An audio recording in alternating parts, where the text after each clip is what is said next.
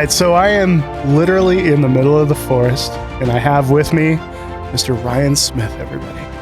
Hey guys, Hey guys. Who is this guy? I was hanging out with him a lot down in the Out of Moab conference, and I wanted to have you on the show because when we were kind of talking about like business model, and work stuff, one of the interesting things about you is that not only are you doing workshops and like a lot of people that are making a living, but you're also one of the few that is still kind of doing like a art sales circuit where you're out hitting the streets and selling your peddling work. stuff. Yeah, that's right, dude. That's awesome, and you're actually doing pretty decent at it, right? Some days, my wife would probably say I should be doing more, but Cool. No, it's gone really well, and actually way above expectations.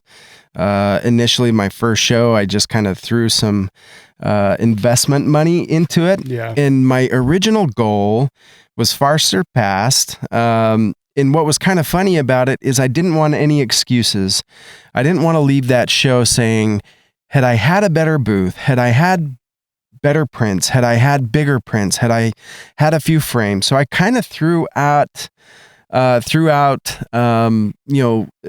good investment and just went, all out. And that's kind of what I think made the big difference in getting my start for the print sales aspect. That's cool. So like a lot of people ask me like how I go about selling prints, and the honest answer is that I don't go about it very well because I print and I put stuff up kind of in my local area and like wineries and coffee shops, and I think a lot of photographers kind of go that route. But what you're doing is you're actually going to like art festivals or that kind of thing, and you're setting up a big booth with a whole bunch of prints. Yep. Which has to be an investment, right? Well, it's a big investment. Some of the shows that I do, home shows, can be $3,000 or $4,000 just for the space.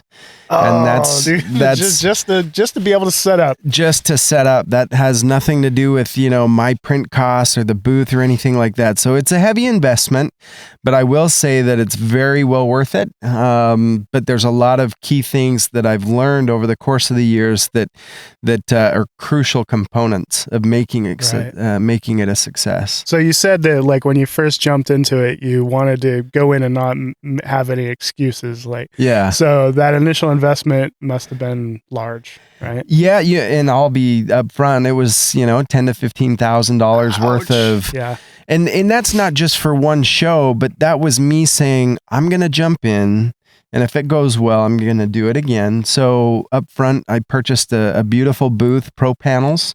They're the carpeted walls. I've seen horror stories of artists who use the grid system, the metal grids, and their artwork falls over. The last thing I wanted to have something happen to my work, and then, it's a wasted investment. So I purchased the carpeted walls. I got the trim light and canopy tent, which was another $2,000. The artwork, of course, is expensive. The booth space, bin prints. There's a lot of expenses and little things that you don't think about. Music in the booth, lighting in the booth, things like that, carpet in the booth. Wow. Yeah, there's a lot that goes. How long does that take you to set up something like that? So my 10 by 10 or 10 by 20 booth, it's about 12 to 13 hours from when I get in the parking lot and I start throwing up the walls to, okay, I'm show ready. Are you printing your own work? Like what kind of stuff are you hanging? Are you hanging like the traditional, matted and framed prints? What are you putting up in your booth, and what's selling? So for me, I wanted to appear different than most. There's a lot of matted prints and in small things, but I've learned to show 2 or 3 variety of mediums. And so primarily I'll do metal prints. That's my best seller. Okay. And then I'll do the acrylic, which is the high end. So some people want the best of the best. And if they have a higher price point for whatever reason, that's what they want. But then for the rest of the community who might not be able to afford that price point, I do the high gloss luster aluminum to really capture their attention, and it looks a lot like acrylic at first glance, but it's just much more economical. I've seen people really struggle these days trying to sell canvas. Mm-hmm. It's kind of falling out of style, I believe. And then I have bin prints, which are kind of, if somebody really, likes my imagery, but doesn't want to spend $500, $600, $700, $800. It's kind of like the bargain bin. The bargain bin. There you go. Yeah. If they scoff at the prices, you just be like, I think you want something out of the bin. Grab something. Yeah, that's funny. That's cool, man. So, yeah. So I take it you're not printing your own work. No. Do you have favorite print labs? So I have a local guy who prints all of my aluminum, the metal floats in Utah, and then Nevada Art Printers prints my acrylics. And I've used different labs here and there, but I think it's really important to gain a consistency. And then I was finding that there was less expensive alternatives, but when you sell something at a certain price point, and then something doesn't come as, upscale or as nice as the price point you sell, then, your reputation really falls in line. And I've learned through a lot of mistakes about who I should print with. So that's a crucial part. And I don't print myself. I think that would add a whole other dynamic to the game. So even in these shows where you have like that massive overhead of like the $3,000 to set up a booth, you're coming out ahead on that. Surprisingly, it's funny. I told one of my friends who had done art shows before what my intention was. And, I wanted to do a particular home show. And he said, "Oh, you'll lose your shorts. It's $3,000 to $4,000 to get in. And, that's not really the buying crowd. And they're there to buy cabinets and landscaping." And so he, kind of was, I didn't understand really why he was trying that. But I had a certain expectation or goal. And I surpassed it 6 or 7 times at that one show, and was very fortunate. Okay, well, yeah. you're definitely. It was luck. You're doing what's called making a killing. Maybe not a killing, but is doing better than I am. That's for sure. Because one of the problems that I have when I'm selling at my local area is that people want to buy local area photos. Like if you set up in like the Palouse region, for me, all that I can sell is a Palouse image. I can't sell any of the Iceland, any of the Oregon coast. I have this huge portfolio that's based in other places that I can't move artwork for. So are you trying to be local in that way? Like where, what kind of region are you doing this in? And are you selling images that are taken from that region? So 2 points. You bring up that local aspect. People, I've noticed, want to purchase something that they've been connected to. Right. In Utah and in the West, I sell a lot of local, but I've also sold a lot of, for example, up in Canada, Canadian Rockies, the iconic, beautiful view of Moraine Lake. And usually when people purchase that, we went on our honeymoon there. We went on vacation there. That's the most beautiful lake I've ever visited. And I learned early on that the biggest challenge is what to put up. Because we've got portfolios and Instagram and websites with, hundreds, if not thousands of images. What do you put? Yeah.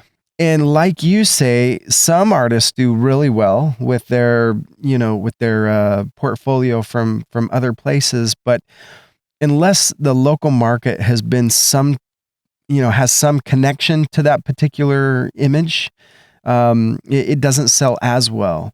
Now, the caveat is some people who are looking at photography for purchase, I would say 10 to 20% of the market looks for something unique that they can't get from anybody else. But 80% want the icons. They want it drives me nuts. Oh, that's a great shot. I've never seen a shot like that on this. I'm thinking of this, this beautiful trail in Kauai.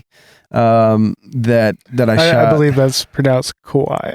I'm sorry. We had this conversation. I got raked over the coals for saying not Kauai. by me. Not by me. It's actually Kauai. Kauai. And I know that, but it just sounds stupid when I say it that way. So I've always just said Kauai because, Kauai. Because I guess I'm an inlander. Anyways, I digress. That's funny. But, it drew this particular picture, and I could send it to you.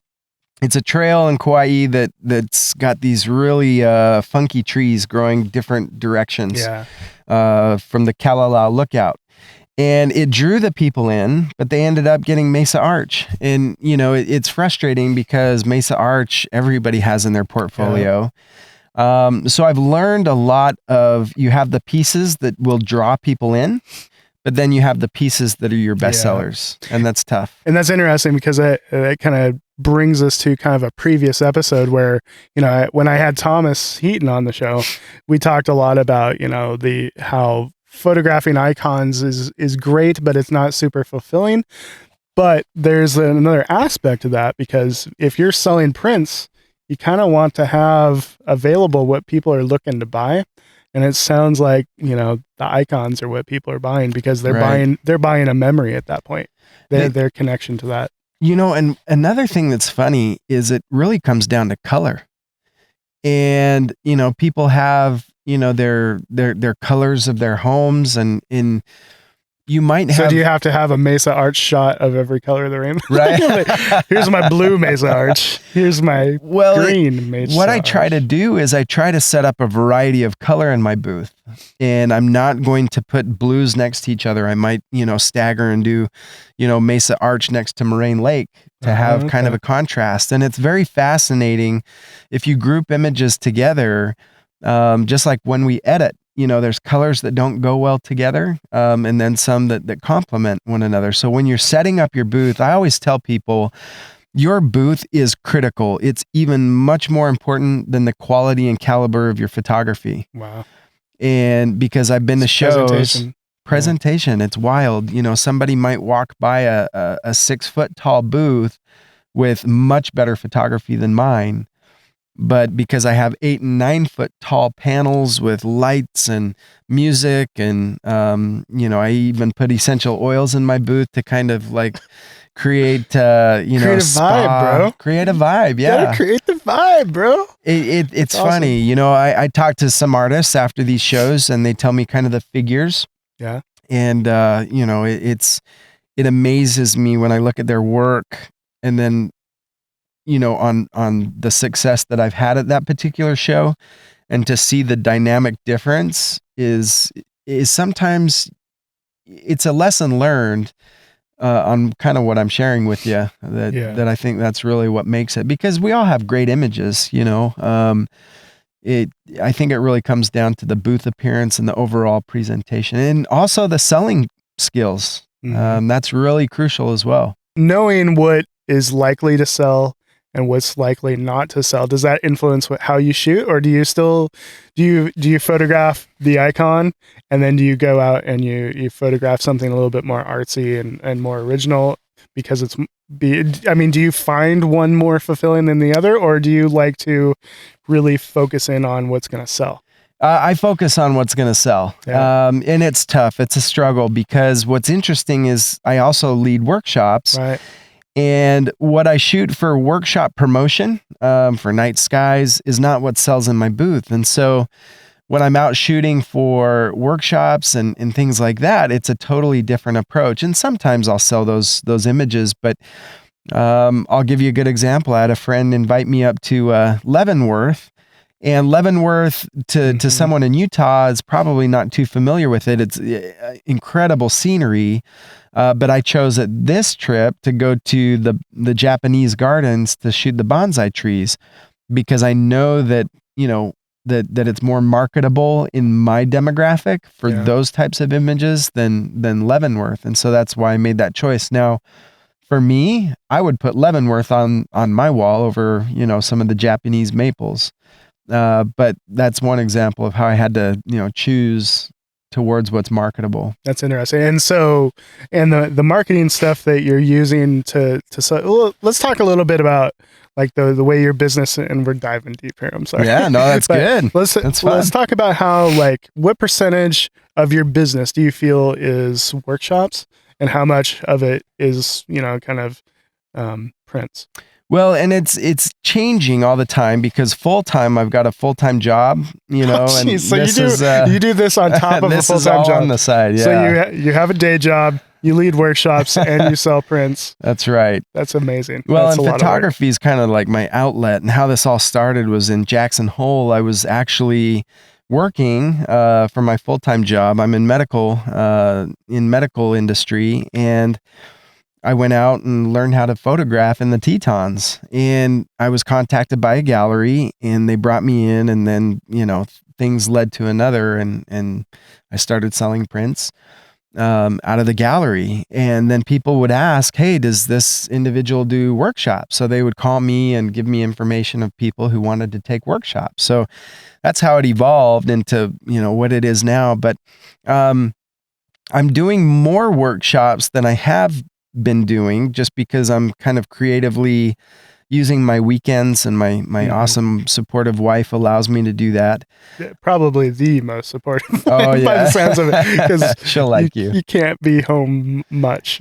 No, as much as you do. Yeah, it's been a sacrifice, you know, definitely for her and for us. But it's just this, you know how it is. You just, this passion that can't be satisfied, that you just have to do it. But as far as percentages, because I've done more, I definitely would make more in a weekend at an art show than I would for a full week with a full workshop. Wow. As far as profit.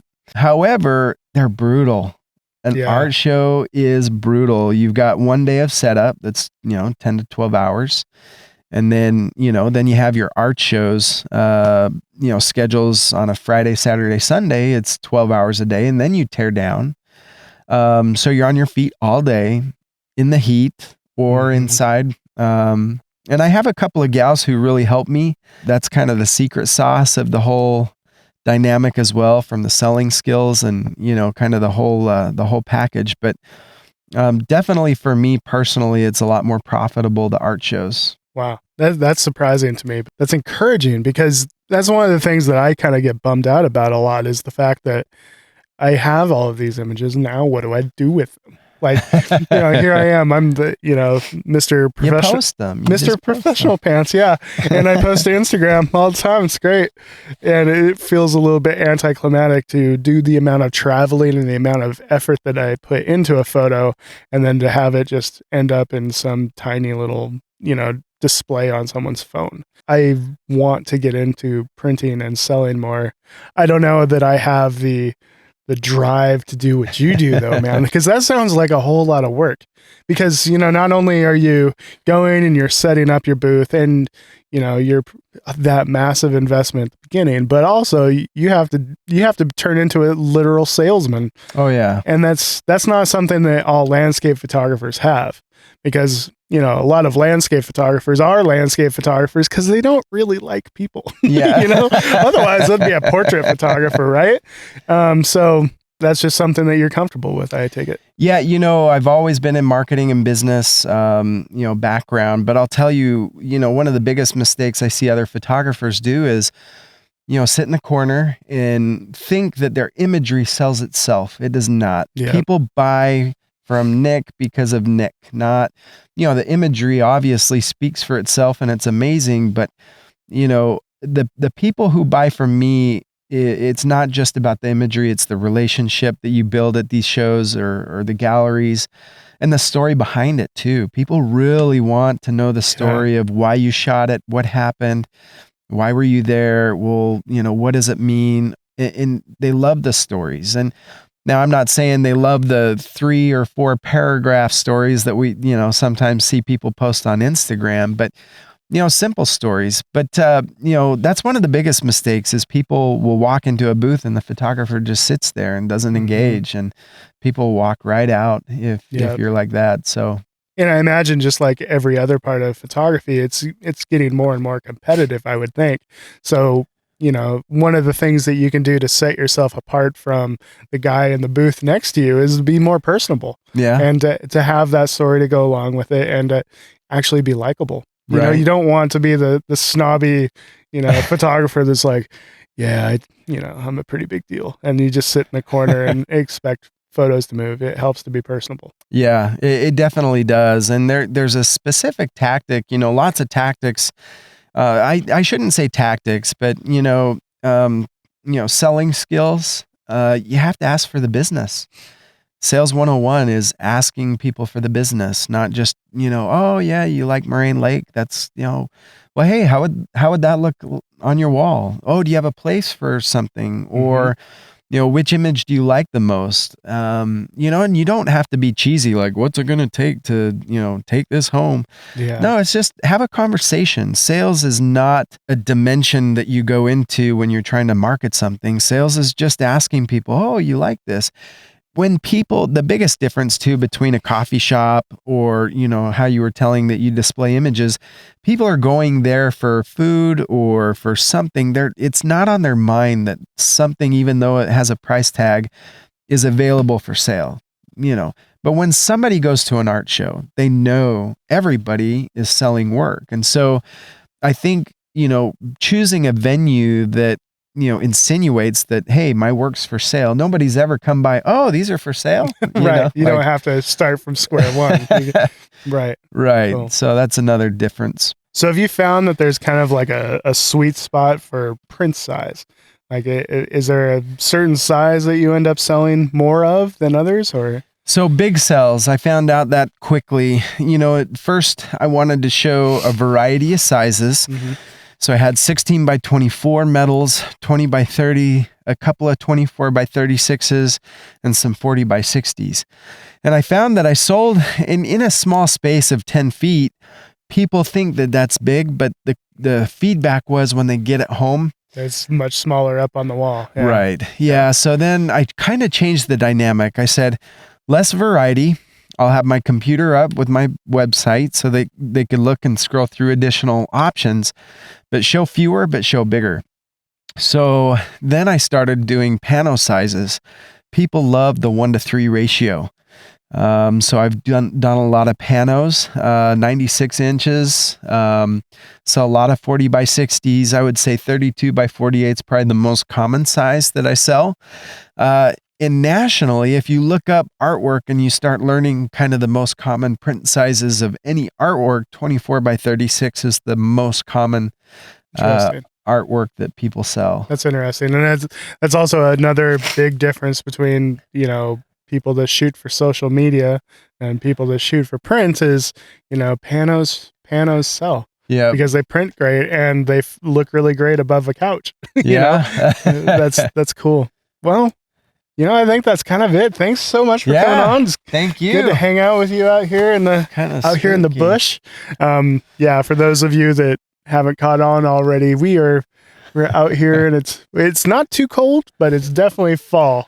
And what a cool backdrop to have this conversation with. Yeah, thanks for having me. Cool. Thanks for coming on. Where can people find your work, and where can people find out more about your workshop business as well? Yeah, so Ryan Smith Fine Art Photo is my photography. That's where people go and look at, my images. But for workshops, I have it separate. I don't know if I should do that, but Ryan Smith's such a generic name that Ryan Smith. It's like Jane Doe, John, Bob Jones. So captureicons.com is my workshop website, as well as my workshop Instagram. So Ryan Smith Fine Art Photo or captureicons.com for workshops. Very cool. Well, make sure you go check him out. Awesome photographer, and great to talk to you, dude. Thanks for having me. All right. Take it easy, everybody, and we'll catch you in the next episode. Bye-bye. Where are the cameras? I can't see them. It's too dark.